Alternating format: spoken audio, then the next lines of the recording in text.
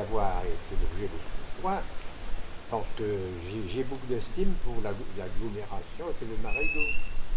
De sorte que je peux verser, je fais un regard du connaisseur sur l'agglomération de Marais. Là, c'est une bonne chose, chaque fois que les gens éprouvent le besoin de se rassembler pour manifester leurs opinions, leurs préférences, etc., c'est une bonne chose. Ça montre qu'il y a une vie spirituelle active.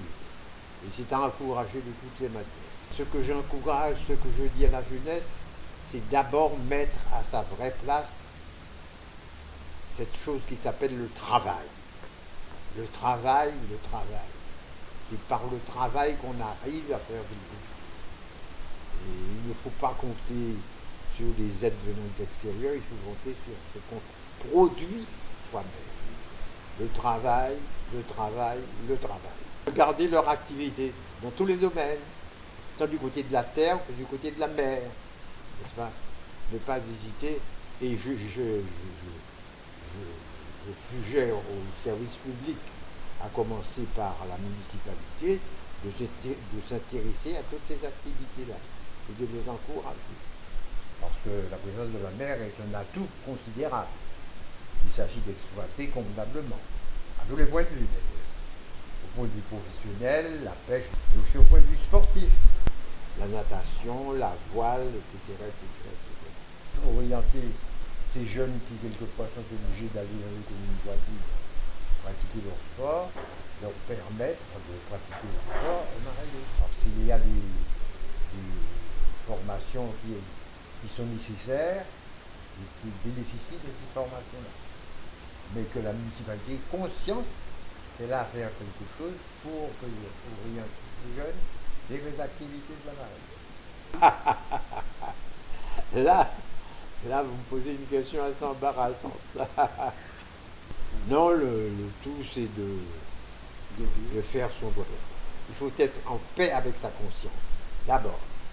Il faut être en paix avec sa conscience et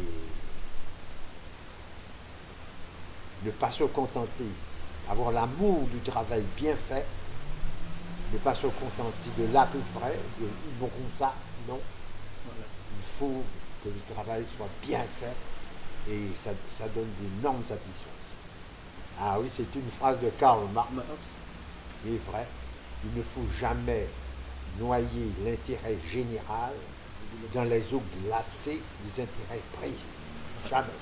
Le 9 février passé, je suis entré dans ma 103e année.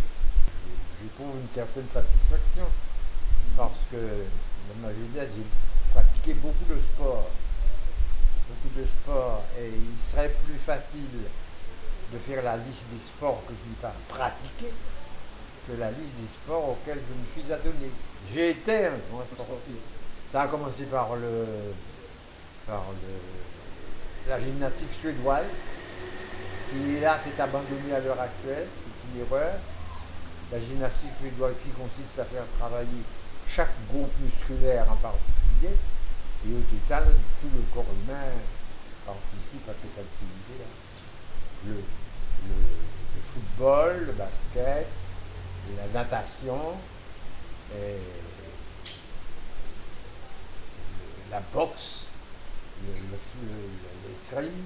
Et j'ai terminé par la voile.